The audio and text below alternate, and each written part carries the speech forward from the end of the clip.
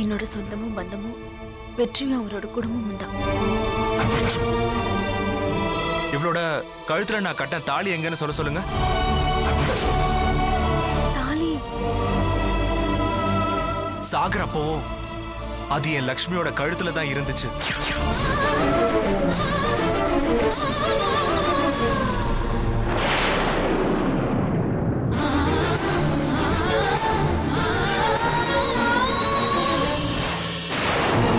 என்ன சொல்றீங்கம்மா? கோர்ட்ல நடந்ததுன்னு இவங்க சொல்ற ஒவ்வொன்றையும் வச்சு பார்க்கும்போது எனக்கு என்னவோ அவங்க லட்சுமி அக்காவை தான் இருக்கணும்னு தோணுது. இவங்க மாமனார்னு சொல்லிட்டு இருக்கிற நாச்சிமுத்து இங்க வந்திருக்காரா? வந்திருக்காருங்க ஐயா. அவரை வர சொல்லுங்க. நாச்சிமுத்து, நாச்சிமுத்து, நாச்சிமுத்து.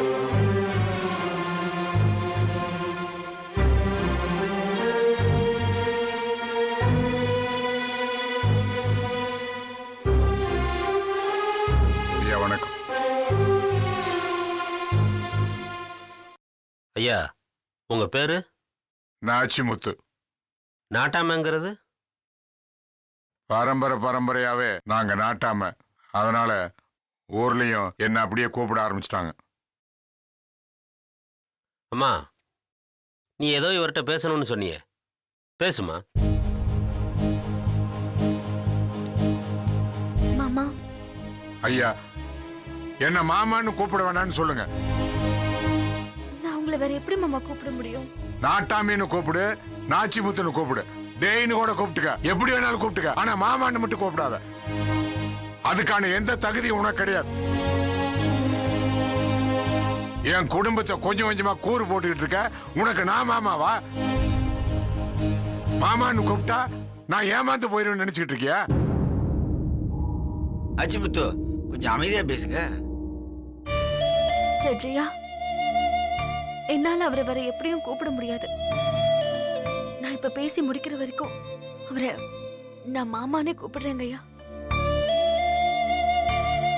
நாச்சிமுத்து, கேஸ முடிக்கணும்.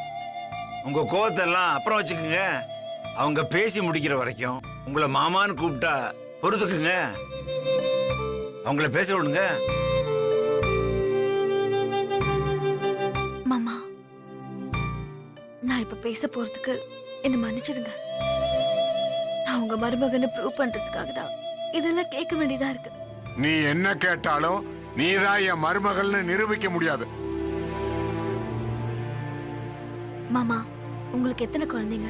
குழந்தைங்க இல்ல, எல்லாம் வளர்ந்து பெரியவங்க ஆயிட்டாங்க. சரி, பெரியவங்க எத்தனை பேரு? 3 பசங்க, ஒரு பொண்ணு. அவ செத்து போயிட்டா. கொஞ்சம் நல்லா யோசிச்சு சொல்லுங்க. இதுல யோசிக்கிறதுக்கு என்ன இருக்கு? மொத்தம் எனக்கு 4 பேர் தான். இல்ல மாமா, மொத்தம் 5 பேரு. என்ன விளையாடுறியா? நான் விளையாடல மாமா, நீங்க தான் மறக்கிறீங்க. உங்க பசங்களோட பேர் சொல்லுங்க. தங்கவேலு, வெற்றிவேலு, சக்திவேலு. அப்புறம் அவ்வளவுதான். கதிரை விட்டுட்டீங்களே மாமா.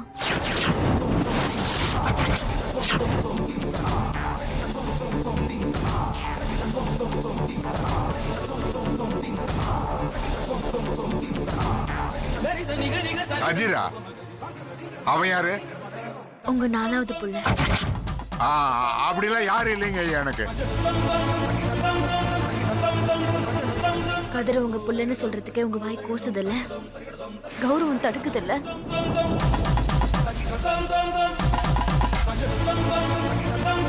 ஐயா, இவரோட 4வது பையன் கதிர். அவன் வீட்டை எதிர்த்து கல்யாணம் பண்ணிக்கிட்டான். இல்ல இல்ல, இவ பொய் சொல்றா. நாச்சிமுத்து, அவங்கள பேச விடுங்க.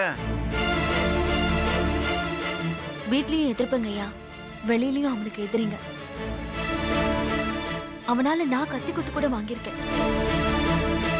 அவனுக்கு வெளியில ஆபத்து அதிகமானதுனால வேற வழி இல்லாம அவனையும் அவன் மனைவியும் வீட்டுல கூட்டிட்டு வந்து வச்சிருந்தாங்க. ஆனா கதிர் வீட்டுக்கு வந்ததுல இவருக்கு உடன்பாடே இல்ல. அதனால இவர் கதிரை வெளியே அனுப்ப முடிவு பண்ணாரு. அன்னைக்கு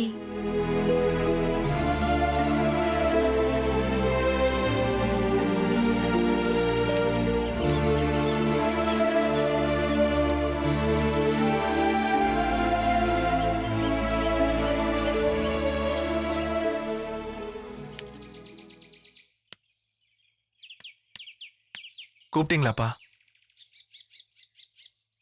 ஏதாவது பிரச்சனையாப்பா? ஆமாண்டா. யாருப்பா பிரச்சனை பண்ணது? அதெல்லாம் ஒண்ணும் இல்லடா. ஏதாவது பண பிரச்சனையா? பண பிரச்சனை நமக்கு வராதுடா. அப்படியே வந்தாலும் அதை நான் சமாளிச்சுக்குவேன். இது மன பிரச்சனை, நம்ம மான பிரச்சனை, நம்மளோட கௌரவ பிரச்சனை. ஆத்து தண்ணியில கடல் தண்ணி கலந்தா அது குடிக்க உதவாது. அந்த மாதிரிதான் கதிர் பண்ணினது மன்னிக்க முடியாத தப்பு. அப்பா, அவன் இப்போ ஒழுங்கா தானே இருக்கான். என்ன தப்பு பண்ணா? அவன் பண்ண ஒரு தப்பு போதாதா, இப்ப வேற புதுசா பண்ணணுமா? அப்பா, அத அவனை மன்னிச்சு வீட்டுல சேர்த்துக்கிட்டோம்ல. மன்னிச்சு சேர்த்துக்கலடா, ஒரு மனிதாபிமானத்துல சேர்த்துக்கிட்டது. அது அவன் உயிருக்கு ஆபத்து இருக்குங்கிற காரணத்துக்காகத்தான் போனா போதுன்னு அவனுக்கு இங்க அடைக்கலம் கொடுத்தேன். அது அன்பால கொடுக்கப்பட்டது இல்ல. இப்பதான் அவனுக்கு எந்த ஆபத்து இல்லைன்னு ஆகி போச்சுல. இனிமே அவனும் தனமும் இந்த வீட்டுல இருக்க கூடாது. ஏன்பா? ஏய், நான் ஊருக்கே தீர்ப்பு சொல்றேன்டா. என் வீட்லயே தப்புன்னு தொடர்ந்து வச்சிருந்தா இந்த ஊர் என்ன மன்னிக்குமா சொல்லு? அப்பா, அவ வேற யாரும் இல்லப்பா, உங்க புள்ள, என் தம்பி, இந்த வீட்டோட கடைக்குட்டிப்பா. அதான் அந்த செல்லம் தான், அந்த செல்லம் தான்டா. யாருமே செய்யாத ஒரு தப்ப அவன் பண்ணான். நம்ம குடும்பத்துக்கு வரக்கூடாத ஒரு பழிய அவன் கொண்டாந்து சேர்த்தான். அதெல்லாம் இந்த காலத்துல போய் ஏய், எந்த காலமா இருந்தாலும் அது தப்பு தப்புதான். இந்த நாட்டாமையால என்னைக்குமே அது மன்னிக்க முடியாத குற்றம் தான். அவங்க ரெண்டு பேரையும் உடனே வீட்டை விட்டு கிளம்ப சொல்லு.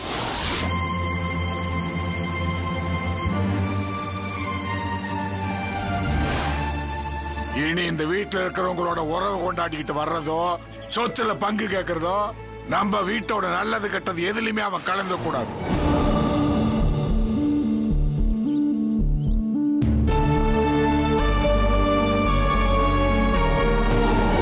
இந்த பணத்தை அவங்கிட்ட கொடுத்துட்டு இந்த பத்திரத்துல அவனுக்கு இந்த வீட்டுக்கும் எந்த சம்பந்தமும் எந்த தலைமுறையில இல்லைன்னு எழுதி வாங்கிட்டு வந்துரு.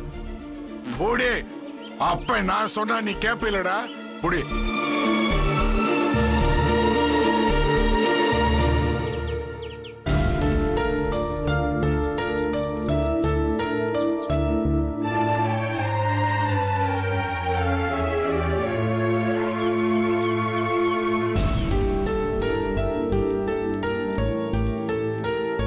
எல்லாத்தையும் நான் கேட்டுட்டு தான் இருந்தேன். என்னங்க மாமா இப்படி சொல்லிட்டு போறாரு? கதிர் பண்ண தப்ப அவரால ஏத்துக்க முடியல. அதான். என்னங்க பெரிய தப்பு? காதலிச்சு கல்யாணம் பண்ணிக்கிட்டது ஒரு தப்பா? அப்படி பார்த்தோம்னா நம்ம வீட்ல இருக்கிற எல்லாருமே காதலிச்சு தான் கல்யாணம் பண்ணிக்கிட்டாங்க. அதெல்லாம் மறந்து போச்சாமா மாமாக்கு? அவர் காதல் தப்புன்னு சொல்லல. கதிரோட காதல் அப்பாவுக்கு பிடிக்கல.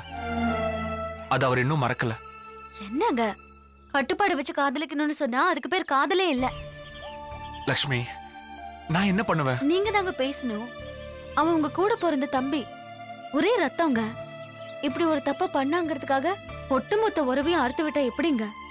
நீங்க அத்து விட்டுட்டா அவர் பெத்த 4 பிள்ளைங்கள இப்ப 3 ஆயிடுமா? லக்ஷ்மி, இதுல நாம பேசுறதுக்கு எதுவுமே இல்ல. அப்பா முடிவை நாம மதிச்சுதான் ஆகணும். என்ன மன்னிச்சிரு.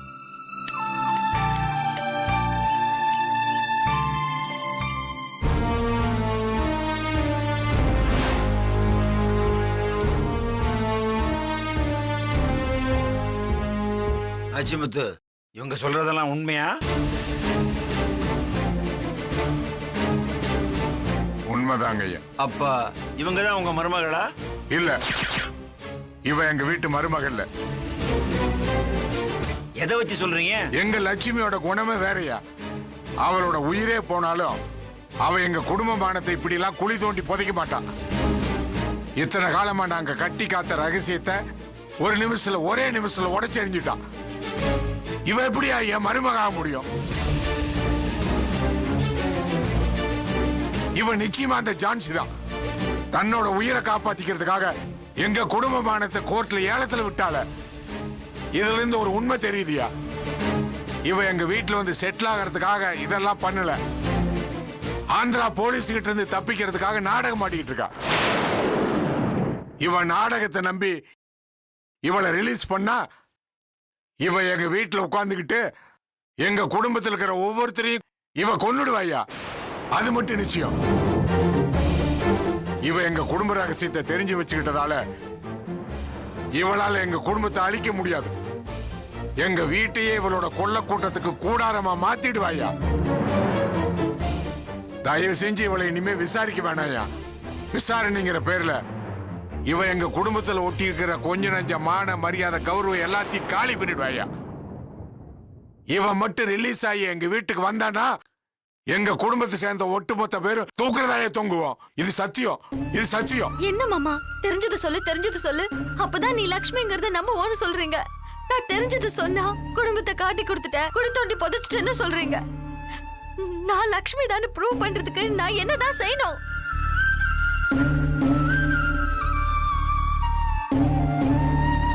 யுவர் ஆனர், இந்த ஜான்சியை இப்படியே விசாரிச்சிட்டு இருந்தா நீங்க ஆரம்பத்துல சொன்ன மாதிரி இந்த கேஸ் இப்போதைக்கு முடியாது. நாட்டாம குடும்பத்தோட முழு வரலாறையும் தெரிஞ்சு வச்சுக்கிட்டு ஜான்சி இந்த கேஸை தன்னோட இஷ்டத்துக்கு இழுத்துட்டு இருக்கா. ப்ரூஃப் பண்றங்கிற போர்வையில இந்த சமுதாயத்துல மதிப்புமிக்க குடும்பத்தோட மானத்தை கேள்விக்குறியாக்குறாங்க யுவர் ஆனர். இவங்க நடந்துக்கிற முறை கிட்டத்தட்ட பிளாக்மெயிலுக்கு சமம். ஆகவே யுவர் ஆனர், இதுக்கு உடனடியா ஒரு முற்றுப்புள்ளி வைக்கணும். எந்த தீர்வுக்கும் நம்மளால வர முடியாத பட்சத்தில் ஜான்சியை ஆந்திரா போலீசிடம் ஒப்படைத்து அவங்கள உடனடியா விசாரணையை முடிக்க சொல்லணும். அவங்க விசாரணையில நம்ம கேஸுக்கு தேவையான விடை தெரிய வரலாம். அட்லீஸ்ட் அவங்க கேஸாவது சீக்கிரம் முடியும்ல யுவர் ஆனர்.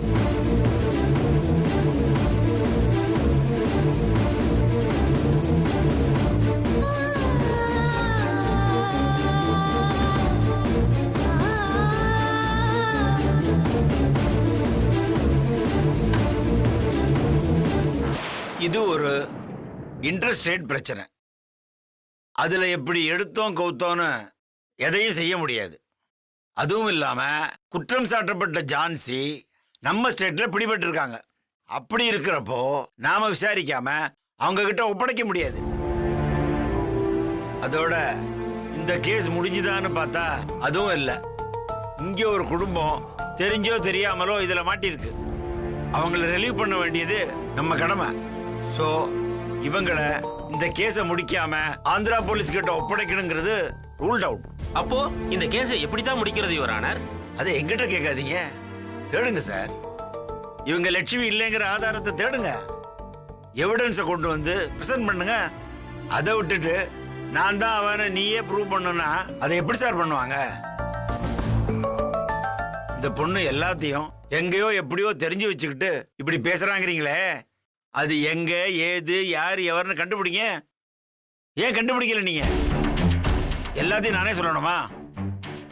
அந்த பொண்ணு கொடுக்குற எவிடன்ஸ் சரியா தான் இருக்கு. அதே சமயம் நீங்க சொல்ற காரணமும் கரெக்டா தான் இருக்கு. இங்க ரெண்டு தட்டும் சமமாவே இருக்கு.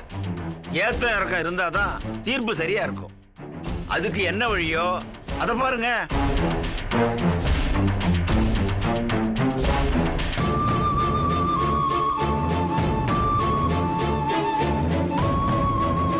சபை கலையலாம்.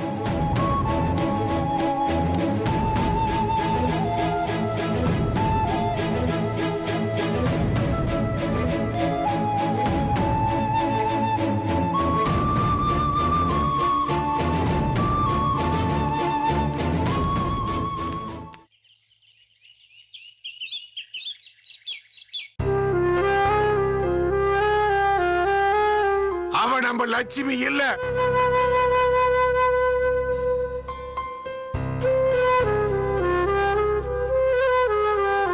அவ லட்சுமியா இருந்தா ஒட்டுமொத்த ஊரையும் கூட்டி நம்ம குடும்பத்தை அவமானப்படுத்தி இருக்க மாட்டா.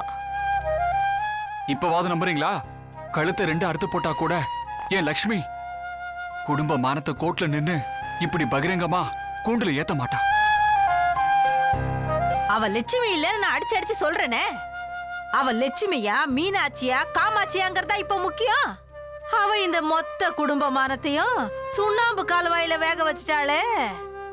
இனிமே ஊர்ல தெருவுல எப்படி எந்த மூஞ்ச வச்சுக்கிட்டு போறது? அதனே நாளைக்கு நம்ம எங்க போய் நின்னாலும் என்னடி அம்மா உன் சின்ன குழந்தை இப்படியாமே அப்படியாமேன்னு கேட்டா ஐயோ நான் என்ன பதில் சொல்லுவேன்? இதுக்கு தான் பேசாம ஊரை கூட்டி வச்சு அன்னைக்கே அவருக்கு கல்யாணத்தை பண்ணி வச்சிருக்கலாம். பெருந்தன்மையான நாட்டாமன்னு பேராவது வாங்கியிருக்கலாம். போச்சு, எல்லாம் போச்சு. இனிமே நாங்க எங்க சொந்த பந்த வீட்டு பக்கம் தலைய காட்ட முடியுமாடி? சம்பந்தி அம்மா, எதுக்கு இப்படி எல்லாம் பேசுறீங்க? நாங்க ஏற்கனவே நொந்து போயிருக்கோம். நாங்க மட்டும் என்ன சந்தோஷமாவா பொங்கிட்டு இருக்கோம்? கோர்ட்ல அவ இப்படித்தான் பேசினான்னு கேக்குறப்பவே நாக்க புடுங்கிக்கிட்டு சாகலாம் போல இருக்கு. சம்பந்தி எல்லாம் எவ்வளவு கஷ்டப்பட்டிருப்பாரு. போது நிறுத்துங்க. நடந்ததை திரும்ப திரும்ப சொல்லி மேல மேல கஷ்டப்படுத்தாதீங்க. நாங்க சொல்றதே உங்களுக்கு இப்படி சுருக்குங்குதுன்னா நாளைக்கு அவ இன்னும் என்னென்னலாம் சொல்ல போறாளோ. நான் ஏற்கனவே என்ன சொன்னேன்? அவ கோர்ட்ல இந்த குடும்ப மானத்தை பந்தி வைக்க போறான்னு. நடந்துச்சா? அவ இந்த குடும்ப மானத்தை வாங்கணுங்கிறதுக்காக தான் திட்டம் போட்டு வந்திருக்கான்னு நல்லா தெரிஞ்சு போச்சு. இதுக்கு அப்புறமும் நீங்க எல்லாரும் இப்படியே இருந்தீங்கன்னா மொத்த குடும்ப மானமும் சந்தி சிரிச்சு போயிடும்.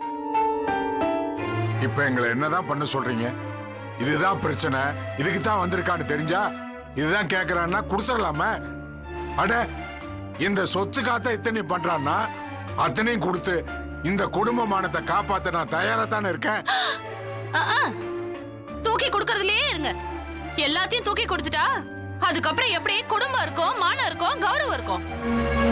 அதானே பிரச்சனையை எப்படி சரி பண்றதுங்கறத விட்டுட்டு சொத்தை எழுதி கொடுக்கறதுலயே இருங்க. இப்ப என்ன என்னதான் பண்ண சொல்றீங்க?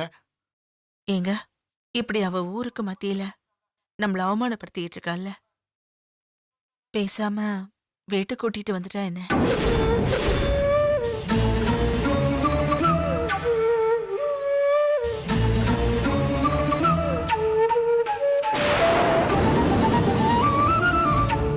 ஆமாத்த, இவங்க சொல்றதா கரெக்ட். பேசாம லக்ஷ்மி அக்கா கூட்டிட்டு வந்துடலாம். எல்லாம் சரியாயிடும். சரிதான். தலை அரிக்குதுன்னா கொள்ளிக்கட்டை எடுத்து சொரிஞ்சுக்குவீங்களோ? நல்ல கதையா இருக்க. இது சொத்தை எழுதி கொடுப்பேங்கிறத விட நல்ல மேட்டரா தான் இருக்கு. அப்புறம் என்ன, தேன்மொழி மாதிரி இன்னொருத்தி இருக்கா, அனுஷ்கா மாதிரி இன்னொருத்தி இருக்கான்னு எல்லாரும் நாட்டாம வீட்டு முன்னாடி வருஷ கட்டிட்டு நிக்க போறாளுங்க. எல்லாத்தையும் சேர்த்துக்கிட்டு சொந்தமா ஒரு பள்ளிக்கூடம் ஆரம்பிங்க. ஐயோ, நான் அதுக்கு சொல்லல சம்பந்தி அம்மா. அவளால இந்த குடும்பத்துக்கு எவ்வளவு அசிங்கம் கேட்ட பேரு. அவளை கூட்டிட்டு வந்து நாம என்ன மருமகளாவ வச்சுக்க போறோம்? ஒரு வேலைக்காரியா இருந்துட்டு போட்டுமே, நமக்கும் பிரச்சனை தீந்து போயிடும்ல. என்னம்மா சொல்றீங்க? அவளுக்கு என்ன சொல்லி கூட்டிட்டு வருவீங்க? நீதான் லக்ஷ்மின்னு சொல்லி கூட்டிட்டு வருவீங்க, அப்படிதானே?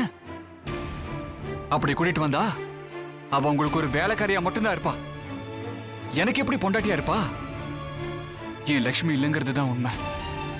அவ என் லக்ஷ்மி ஆகணுங்கிறதுக்காக என் குடும்பத்தை அசிங்கப்படுத்தட்டும், கேவலப்படுத்தட்டும், என்ன வேணாலும் பண்ணட்டும். ஆனா என் உயிரே போனாலும் என் லக்ஷ்மி இடத்துல இன்னொருத்தைய வச்சு என்னால பார்க்க முடியாது.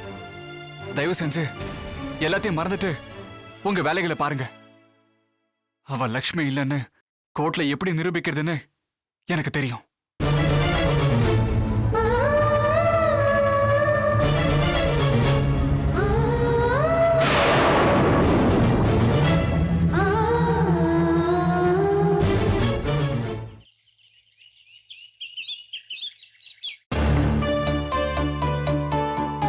மேடம், சொல்லுமா.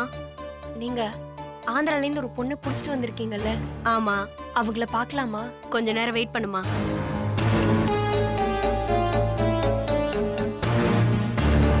மா, உன்னை பார்க்க யாரோ ஒரு பொண்ணு வந்திருக்கு.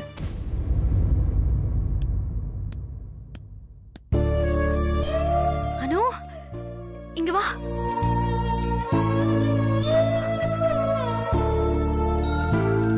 எப்படி இருக்க? அமர் எப்படி இருக்க அனு? நீ நல்லா இருக்கல்ல? குழந்தை நல்லா இருக்கல்ல? இங்க என் லக்ஷ்மி அக்கா தான். ரொம்ப சந்தோஷமா இருக்கு தெரியுமா? நீ ஒருத்தையாவது என்ன நம்புறிய? எனக்கும் முழுசா நம்பணும் தான் ஆசையா இருக்கு. என்னன்னு எப்படி சொல்ற? இல்லக்கா, உங்க முகம் உங்க குரல் எல்லாமே நீங்க லக்ஷ்மி அக்கான்னு தான் சொல்லுது. ஆனா ஆனா இல்ல, கோர்ட்ல நடக்கிற விவாதத்துல நீங்க லக்ஷ்மினும் ஜான்சினும் மாறி மாறி வந்துட்டு இருக்கா. அதனால ஒரு சின்ன கன்ஃபியூஷன்.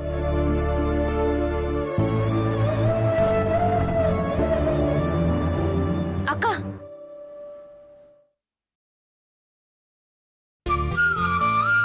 நம்புற நீயே என்ன சந்தேகப்பட்டா நம்பாதவங்க கிட்ட நான் எப்படி நிரூபிக்க போறேன்னு தெரியல. அக்கா,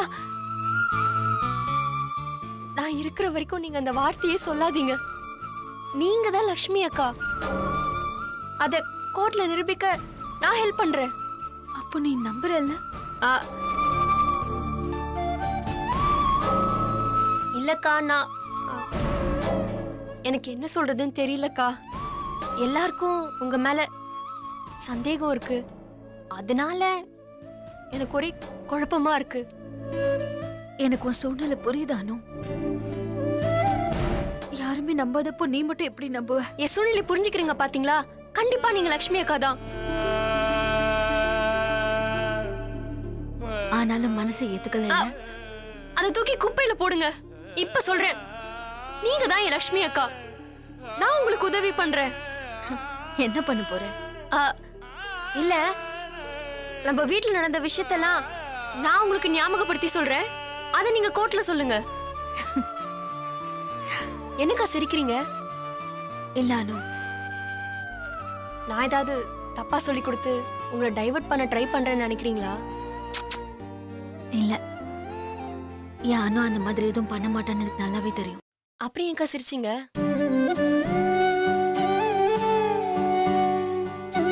அக்கா, கவலைப்படாதீங்க. இந்த கஷ்டம்லாம் இன்னும் 1-2 நாளைக்கு தான். நான் இருக்கேன், தைரியமா இருங்க. நீங்க சீக்கிரமே வெளியில வந்து மாமா கூட அமரோட சந்தோஷமா இருப்பீங்க. எனக்கும் அந்த நம்பிக்கை இருக்கானோ. அந்த நம்பிக்கை தான் இப்பவும் என்ன உயிரோட வச்சிருக்கு. நான் நிச்சயமா திரும்பி அந்த வீட்டுக்கு வருவேன். ஆ, அக்கா, கவலைப்படாதீங்க, நல்லதே நடக்கும். உடம்ப பாத்துக்கோங்க. நீயும் பத்திரமா போயிட்டு வா. ம். அனு, இந்த டென்ஷன்ல நீ மனசை போட்டு குழப்பிக்காத. உன் குழந்தையும் நல்லா பாத்துக்கோ. அதெல்லாம் நான் பாத்துக்கிறேன்க்கா. நீங்க வீட்டுக்கு சீக்கிரமா வரணும். வரேன்.